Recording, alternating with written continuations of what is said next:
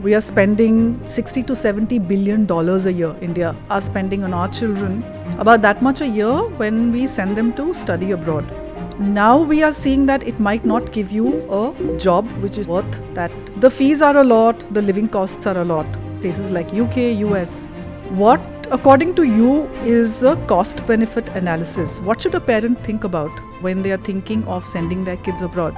On balance, most of the places people do get admitted to through a competitive admissions process are pretty high quality. The key constraint in the current model becomes faculty. Right. So imagine building lots of buildings, lots of campuses, but who's going to be the faculty member in the classroom that you built? Today the papers are all about Bihar elections, yes, and many of them are alluding to some of the problems in Bihar, and I think you have smart people, driven people wanting to work, and that's why there's massive migration. But there are equally a large number of people who don't know what kind of opportunities might exist for them. They are afraid to go because they feel that their safety will be compromised because they may not be welcome as Biharis. I think most of us are naturally a little bit scared of the politician and the bureaucrat. You really have to engage with them and say, look, you are saying this, I can't do this. Let's talk about how we solve the problem. What can you tell this bright-eyed young 20-something entrepreneur who comes across this dark, dirty underbelly? How do you retain that spirit? I worked very closely with Mr. Naidu at that time, and I can probably talk about it now. It's been many years. I was a McKinsey consultant to them, and I know that he had a foreboding that he was not going to win, because towards the end, he could see it in his own party workers. At one point, I think we had a meeting where he said, look, can you, McKinsey, help us think about how to solve the problem that my party workers are probably not backing me in the incoming elections. This is the democracy tax of being a leader in a place like India. And that's why you see politics being as dirty as it is. You can see how 70% of GDP per capita of the India average, Bihar is today down to 28%. And it's been successive regimes that have just focused on the politics.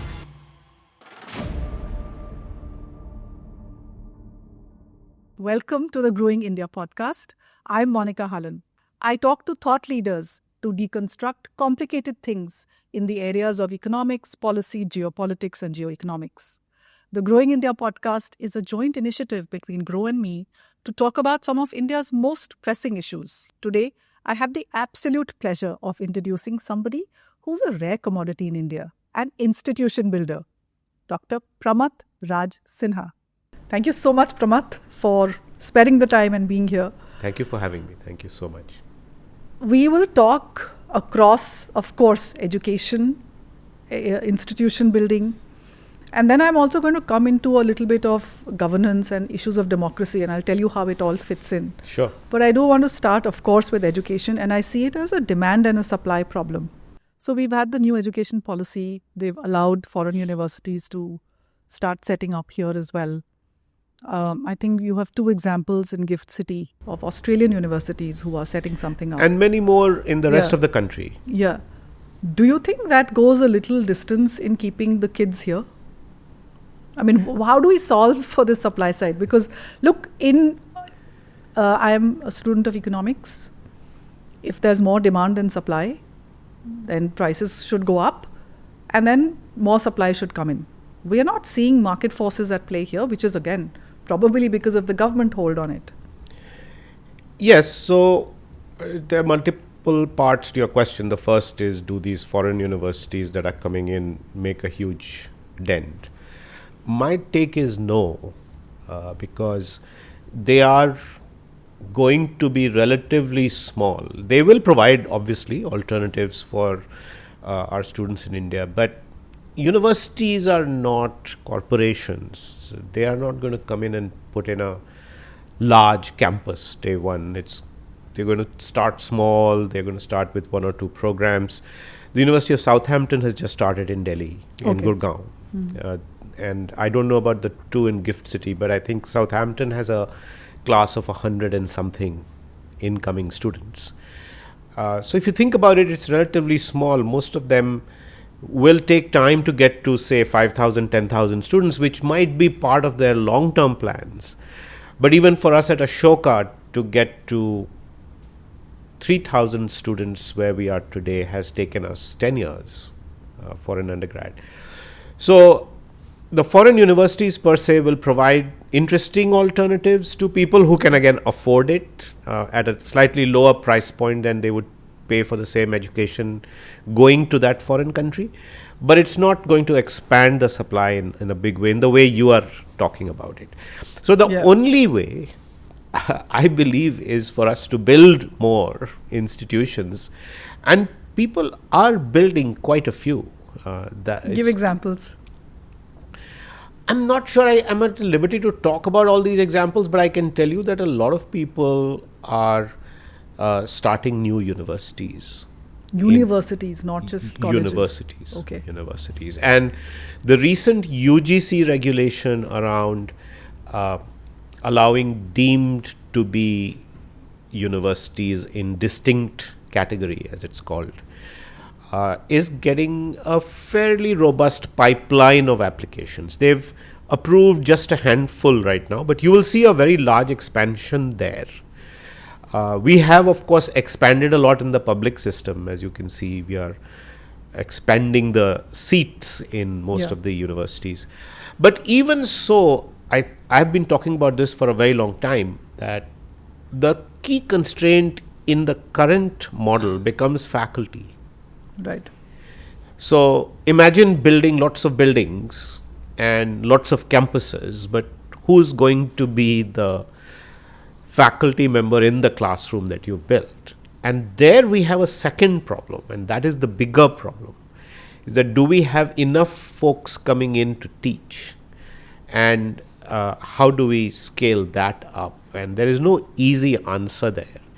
There the fundamental problem is that in the current model of a classroom, there are classes where you have hundreds of people attending a lecture, but on average you would have 30, 50, 100 people in a class.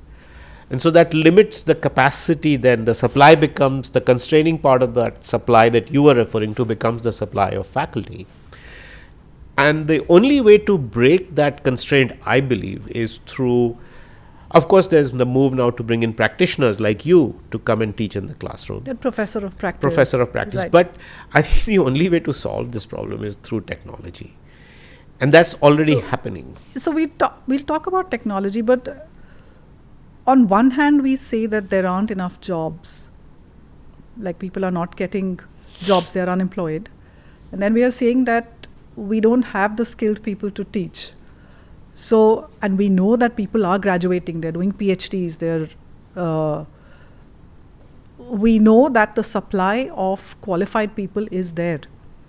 So is that it's a skill problem, or it is a career problem that they don't want to choose academia to teach? Yes. But I thought at least the government salaries and all are very, very good. The benefits are very good. Why would Yes, so there are enough people doing PhDs and wanting to go, but the new institutions that are getting created also want quality people. So we are perpetuating a system where the quality of PhDs that are coming out are not that great. And so if you are a new institution, you get access to people who are not necessarily the very best, and therefore you end up with people who are not the greatest of teachers, and they're not doing a great job on skilling people up. So, but you are talking about the specific issue of faculty. Yes, a lot of people are doing PhDs, but a lot of universities are not really equipped to deliver the kind of PhDs we need, who can be really great teachers in a classroom, who bring in the intellectual depth and scholarship. People are getting by doing very easy PhDs, if I can call it that. Yes. Yeah. So the rigor is not there. Yeah, so it's almost like an unsolvable problem. That I do think it is actually an unsolvable problem, much as people would not like to admit that, because we are trying to solve a problem at a scale which can't be solved given the current model of education that is prevalent in the world, or has been prevalent since the printing press and the textbook. Right. So the world to educate so many people so quickly and give them a high quality education, you need a different model. The classroom teacher model just doesn't add up. And you're pointing, we are going towards saying that technology could possibly be that solution. Can you expand on that? Because then I have a subsequent question after that. Yes. Yes. Yes, I think that, see, take somebody like you. You're very good you're very popular, and I know that you do teach financial literacy and other aspects of the world of finance. It's a typical course, if you stick to the old model, a typical course is a 20-hour course or a 30-hour course or a 40-hour course, which you would deliver if you were to go and teach in any institution in the country today, anywhere in the world. Now, you can only do so many hours a day, you can do only so many classes a day, but if we were to record you, and today you can record really well, and my experience with one of the firms that I was part of co-founding, Harappa, with Shreyasi Singh, that firm did prove that you can make people learn through technology remotely online. Now, if I can create a high quality module around Monika Halan, that can become available to many, many, many, many people, many more than you would normally be able to access. Right. So that solves that constraint of teacher-student ratio, faculty-student ratio, and relaxes or disrupts that constraint. There are many other issues associated with that model, because it's a completely new model, and we can talk about that. Yeah, no, I want to open this up because, so there is an online learning, right? So let's take my example. So I have a recorded course. It's a 20-hour course, and people will take that course. But a lot of learning happens through peer group learning, through your group, through physical interaction. That is completely missing, isn't it? Yes. But think about the alternative for the student first, and before you get to the peer learning aspect, which I think can be substituted partly. But think about the fact that somebody doesn't have access to your course at all in the other comparable model. So you're at least giving him or her something. Okay. Right? So what are we comparing against? We are comparing against nothing, right? Right. And then the new models of online have brought in other ways of making that peer interaction possible. So you can do group work online. You can do partly physical, where you bring people together. If you're in the same city, you come together, meet, solve a problem. You don't do every day, you don't do it every week, maybe you do it once a month. I run a program which is for upgrad, where I was involved, where people come together once a year. Okay. But even that is valuable, because people are hungry to meet peers who they have met online. So you see a different model, and I think that's the point about technology in education, that even when we had the printing press and the textbook in the classroom, people were similarly skeptical that how will people learn from a book? Right. And how can a teacher teach from Monika's book? Because Monika has to teach. That was the model before, right? Now it became that, if you have a book by Monika, we create chapters and we have questions behind each chapter, and Pramath can teach from Monika's book. Right. Which was the thesis which built the current system. So in a way, those challenges will have to be addressed, and I'm not denying that challenge. Right. So you're saying let not good be the enemy of, let not perfect be enemy of good. Yes. Like, let's at least move. We may not get to 100, but we get further. And for those people, this is perfect, because they were so deprived, because they didn't have access to. Right. The IIT Madras is offering a bachelor's in data science. Is that so? Yes, you can do it online. Okay. It's a priced course. It's a priced course, but it's not very expensive. Okay. and you can get a degree from IIT Madras. Okay. Uh, you now have some of these startups which started in just the training space offering 4-year programs where they teach you with practitioners, but because they can't give the degree, they encourage you to enroll in the IIT Madras course. Okay. So that you do it in parallel. And by the way, these models existed before. So if you look at Pearl Academy Yes. in Delhi, which Yes. does design, Yes. they don't have the approvals to give degrees, but they said we'll teach you design, and if you want a degree, you can take an online degree, because online degrees have existed in the past. Right. They were the Yeah. distance education. It's still there, model. Indira Gandhi That's Open right. University. But now you have high quality alternatives like the IIT Madras model, and BITS Pilani offers online courses as well, where you can get a bachelor's degree from BITS Pilani. So many universities are starting to offer these online courses. The government now has allowed universities, which are, I think there's some criteria, you have to be in the top 100 or whatever to offer.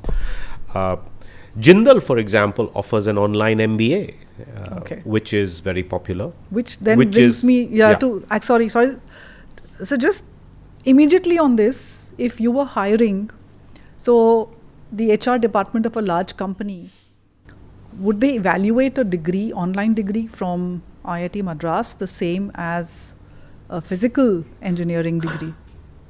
Monika, today they may not, because they may not be as informed.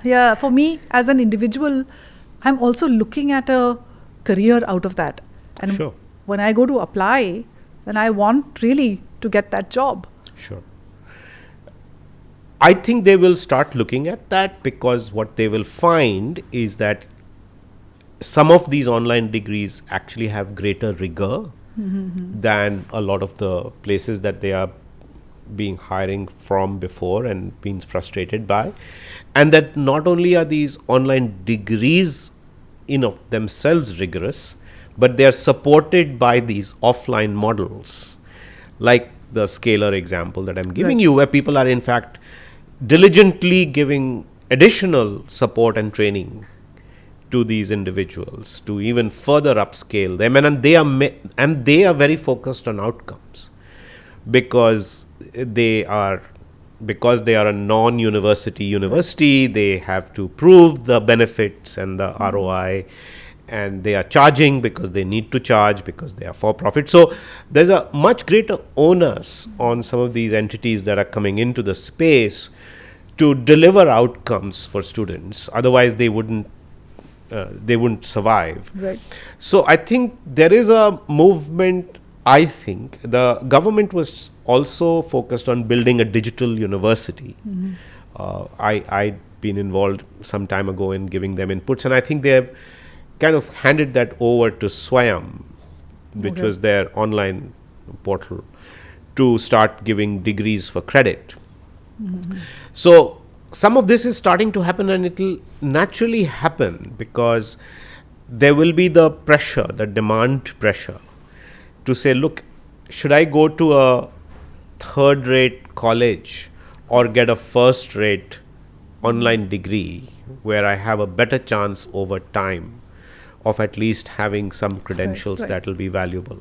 So it's also the firms will have to learn that this online actually trumps a physical degree from a university. I think that learning curve. Some online trumps most of the physical delivery from the university.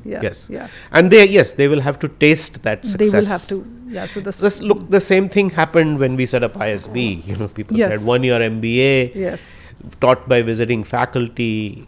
What does this mean? Can this even be real? And today it has established itself. So I think in general in education you have to prove outcomes. Right. And you have to, so if people start seeing that the IIT Madras online degree, and the first graduates I don't think have come out of that program. We can check that, but I think they are yet to come out. I think they will be pretty good, because the IIT Madras model, the rigor will be there. And I think the BITS Pilani degree is similarly very popular. Okay. Might be difficult in a medical school. Yes, of You course. need a body to cut. That's true. That's true. But you see, there are models emerging where the physical aspects of learning can be done physically. But for that, you don't need to build a whole Right. campus infrastructure and hire so many people. and Right. so on. Right. So, higher education. We are spending, 60 to $70 billion a year, India. We are spending on our children about that much a year when we send them to study abroad. That's correct. Right. Yeah. And now we are seeing that it might not give you a job which is sort of worth that in certain institutions. The fees are a lot, the living costs are a lot. Places like UK, US. What, according to you, is the cost benefit analysis? What should a parent think about when they are thinking of sending their kids abroad? I think the undergrad decision is a difficult one to put a benefit on because it is so essential to your entire career. To look at the lifetime value of an undergraduate education to calculate the cost benefit is a tough ask. I would say that you choose an education abroad because on balance, most of the places people do get admitted to through a competitive admissions process are pretty high quality compared to what you might get here.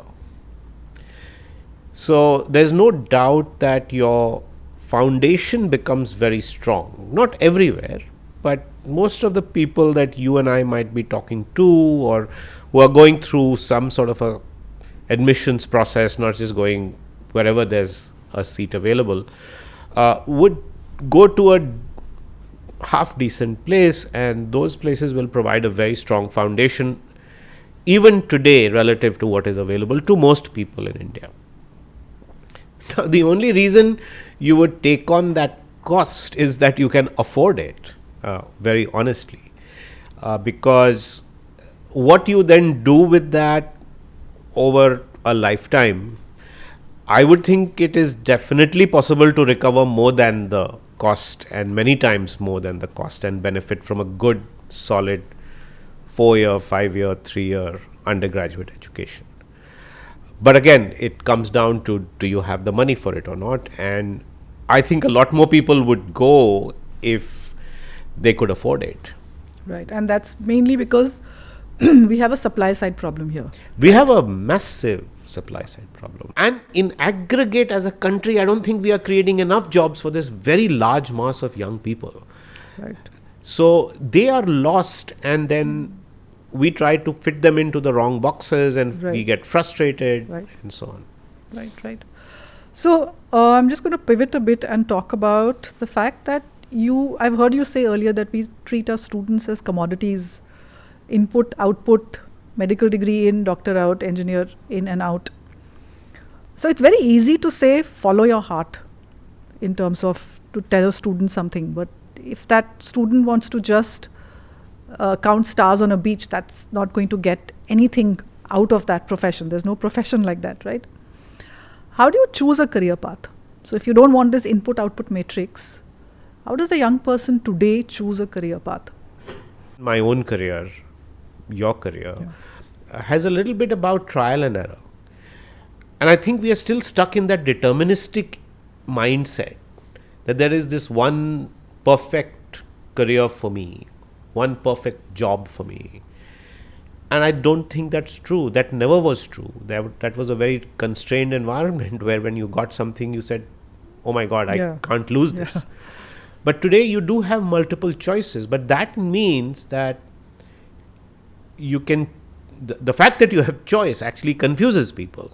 And the only way to resolve that choice or the trade-offs are to actually try something. And sometimes your choice will be wrong. You'll pick psychiatry and realize that this means, counseling individuals and being empathetic, and this is too much for me. I'm always dealing with people problems. I'm not that kind of person. I can't do this. And yes, then you're in a fix. You say, what do you do now? But you then do there's a word for it now, pivot, right? So people are doing career pivots and so on. So I do think that experimentation is the only way you can build a career today. There is no right answer, but the good news is that if you fail with your first choice, there's always another choice and another choice. I think 40, 50 years ago, that luxury wasn't there. No, it wasn't. Because, we are from the same generation, and if you lost that job, that was the end of the world. So you did what you could to just hang on to that. Correct. Right? There was Correct. nothing. There was no Correct. opportunities. Correct. Yeah. But you see, what happens is that a lot of this, what I am suggesting, is foreign to the parents and to the general narrative that how can you be experimenting with your career? Right. I'm not the experimenting type. The experimenting type is that very creative, arty person in the class who didn't care. That's not true. Actually, you have to experiment because you don't even know what careers will be there tomorrow. How do you, as an institution builder, now I want you to talk, because now you have serially created very successful places of education.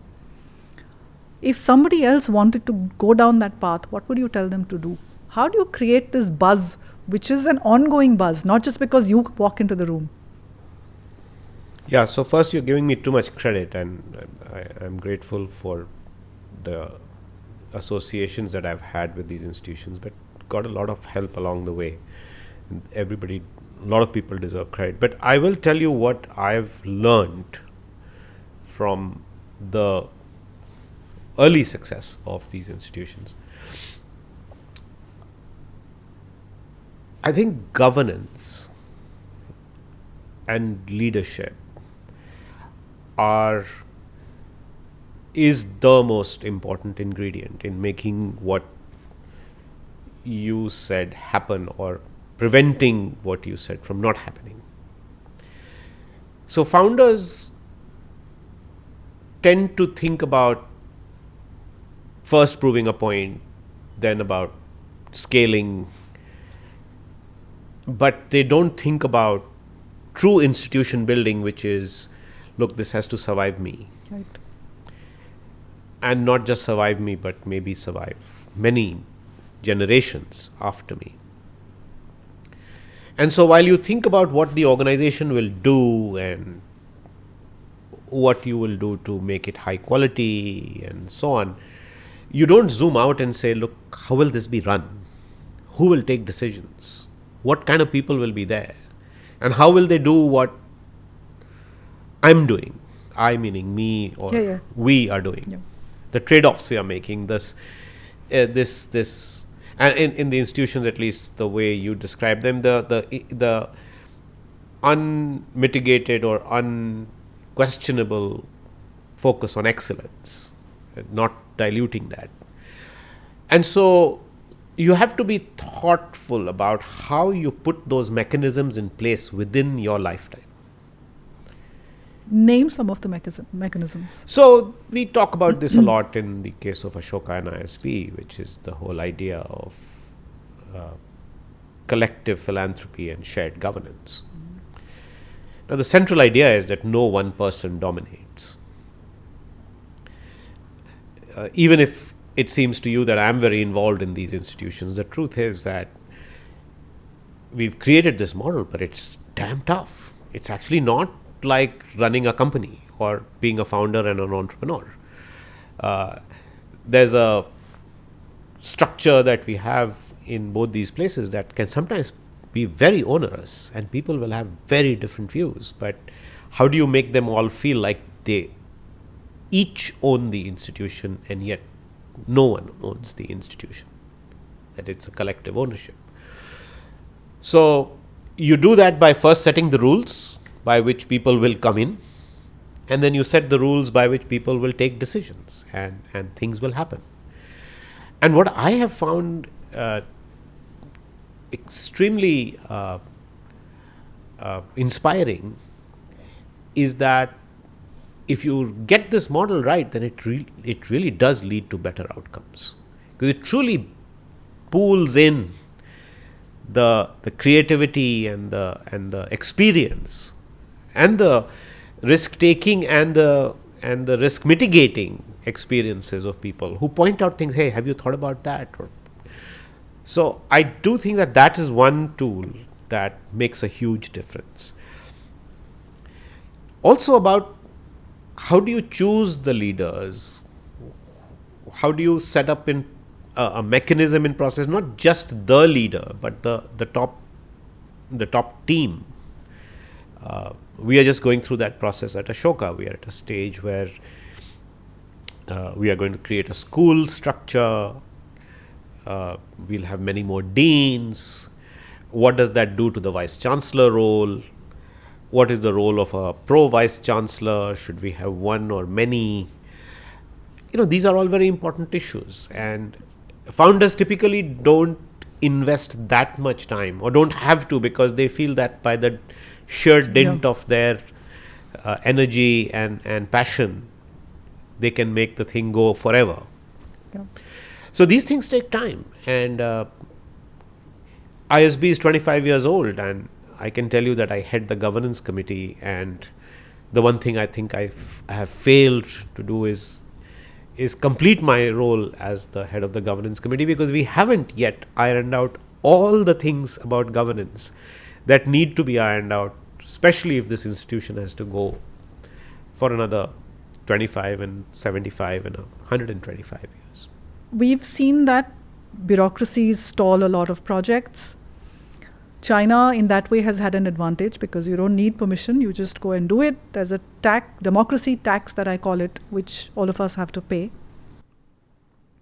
In fact, Elon Musk has likened it to US and EU being tied down by 1,000 Lilliputs. So there's a giant, and it's just being tied down by the bureaucracy. The politician has the next election to win, but the bureaucrat is there forever. So how? So even if the chief minister or the prime minister is backing a project, they cannot be there for every small detail of the project. How do you then function in a democracy and still build institutions? You've done it. It's not been easy. You make it seem easy, but of course it's not easy, because the roadblocks of the bureaucracy are many and varied and very innovative. How do you deal with that? I think you have to first and foremost not be intimidated. I think most of us are naturally a little bit scared of the politician and the bureaucrat. And you have to operate from a mindset that, look, I'm doing something which will benefit society, community. You know that you have a complete, you're playing as fair and clean as anything, right? So there's no benefit for you. So that gives you a lot of courage. So when people put you on the mat, and I cannot tell you for what kinds of things have been. I can only imagine. I mean, it is ridiculous. You cannot imagine. No, I can't imagine. Okay. I can tell you cannot imagine. Most people think you admissions mein ya kisi appointment mein. I can tell you it goes down to even more minute levels, and right from very senior people. And the regulations are such that they can really put you on the mat. Can really put you. I think you have to hold on to the conviction that, look, I'm not doing this for myself. And yes, I'm very deeply involved and I'm going to take the hit, but I'm doing this for a much larger cause and I'm not doing anything wrong. So that's the first thing. I think being a bit fearless about it is important. I think the second is to you really have to engage with them. You really have to engage with them and say, look, you are saying this, I can't do this. Let's talk about how we solve the problem. Often you have to come up do the problem solving of the problem. Right. So instead of making the ask or the demand be the problem, you make the difference of the positions be the problem, and say, look, how do we do this?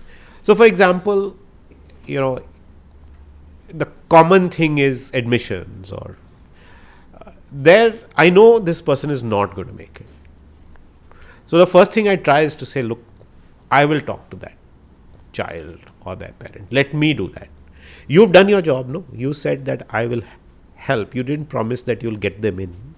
They may have promised that. I said, look, you can't promise that for anyone anyway, right? So why, don't worry about that. Nobody believes that you can get anybody in.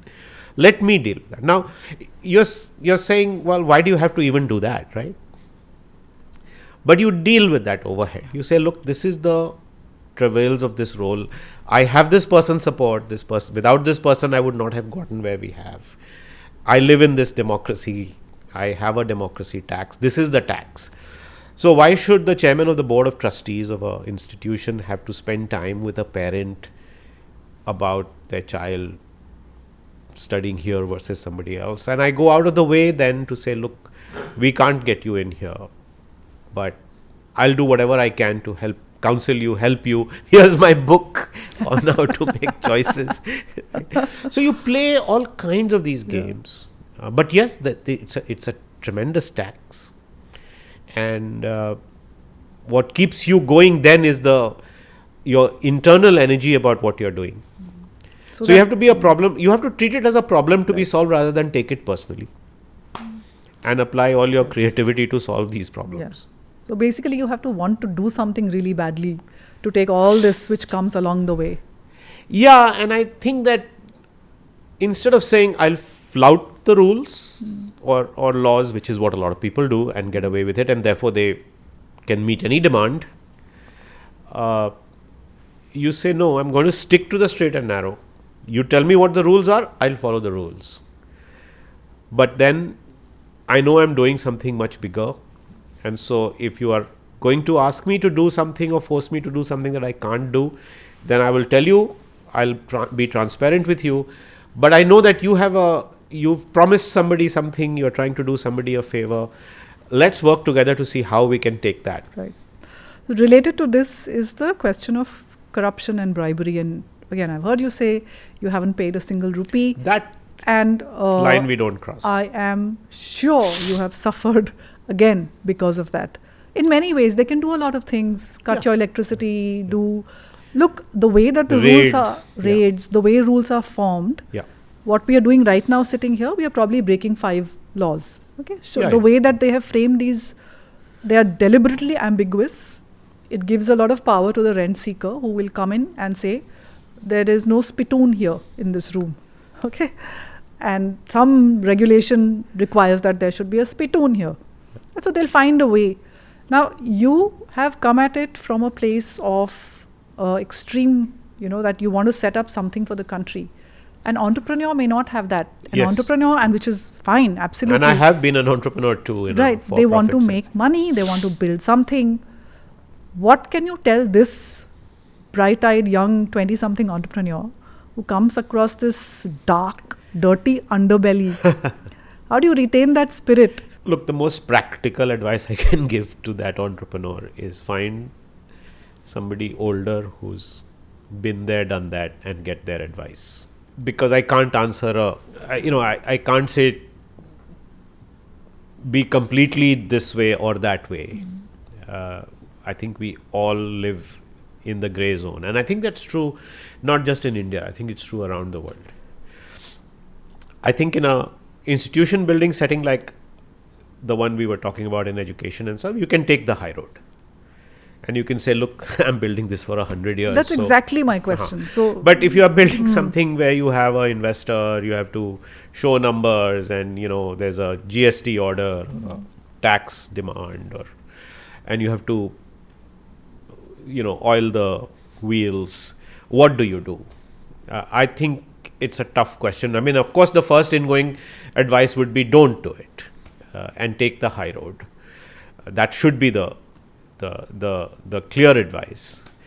But if you had to figure out a way to solve the problem, then I think people have dealt with this. People like you and I can read the situation. Is this worth taking the government on or taking somebody on? Is this worth giving in a Right. little bit on Yeah. is So is a judgment call, and I think somebody with experience, having dealt with government, is the best person to guide you. And now this is a political question, right? So we know what role the then Chief Minister Chandrababu Naidu played in helping set up ISB.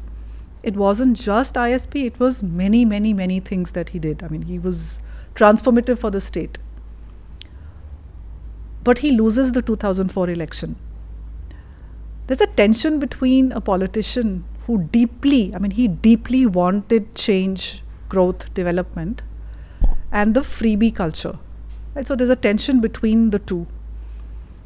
Do you think any politician has cracked that code of rolling out development while getting, because politician has to get elected. I don't think we understand the pressures on a politician.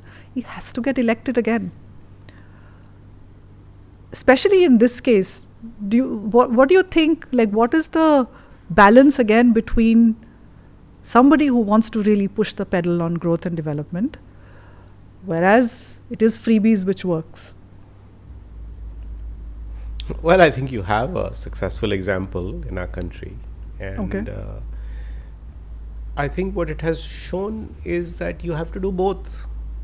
You have to really relentlessly do both, and it's almost like you have a dual existence, right? You almost have a dual personality, because on one hand you are doing everything to drive development, infrastructure and so on, but you are doing everything that you need to do to win an election.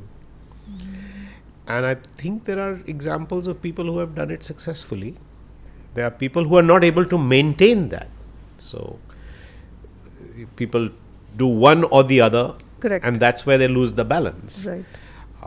I worked very closely with Mr. Naidu at that time, and I can probably talk about it now. It's been many years. I was a McKinsey consultant to Yes. them and so on.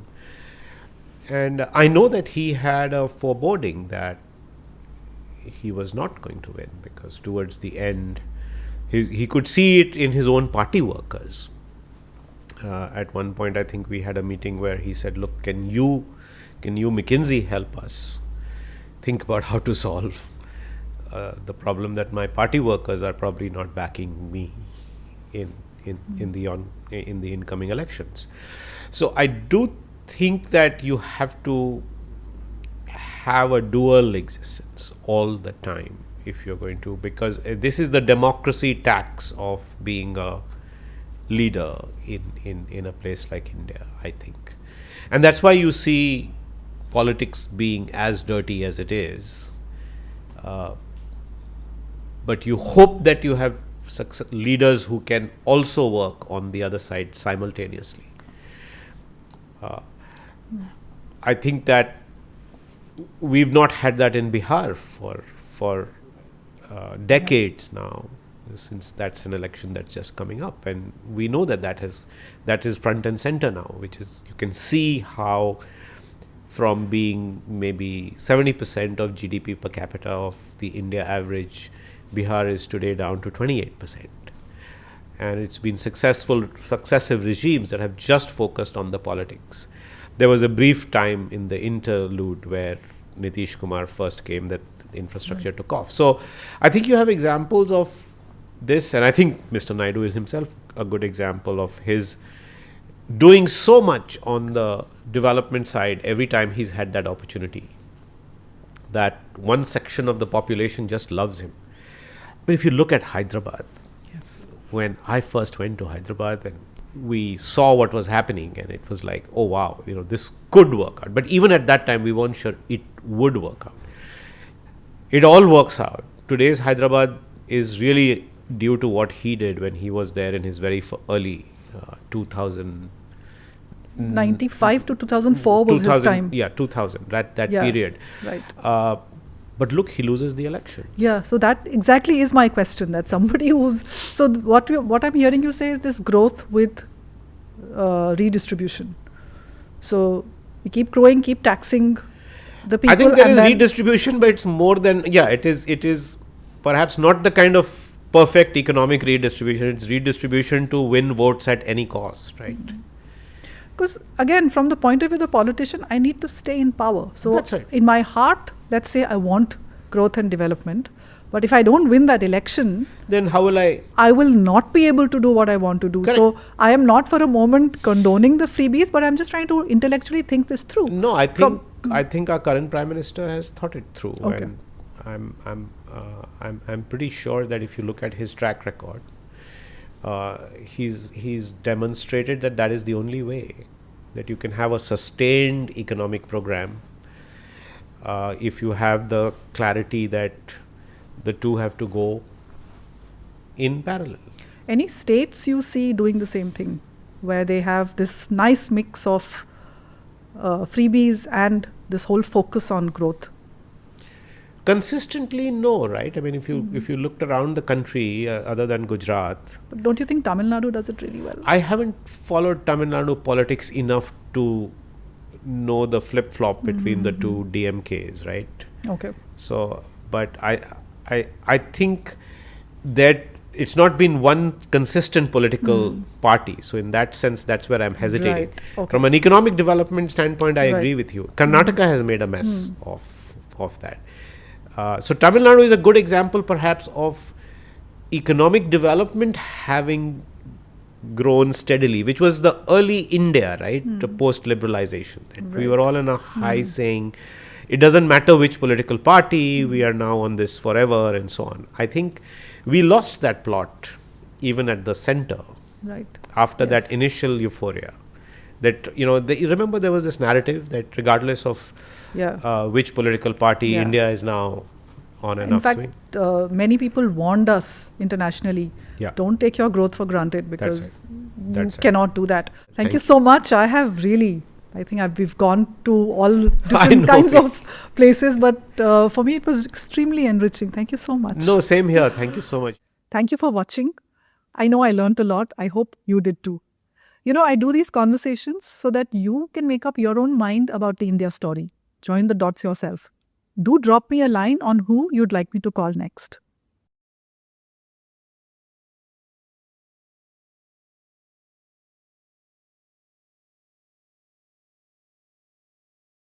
Investment in securities market are subject to market risks. Read all the related documents carefully before investing. Please read the risk disclosure documents carefully before investing in equity shares, derivatives, mutual fund, and or other instruments traded on the stock exchanges.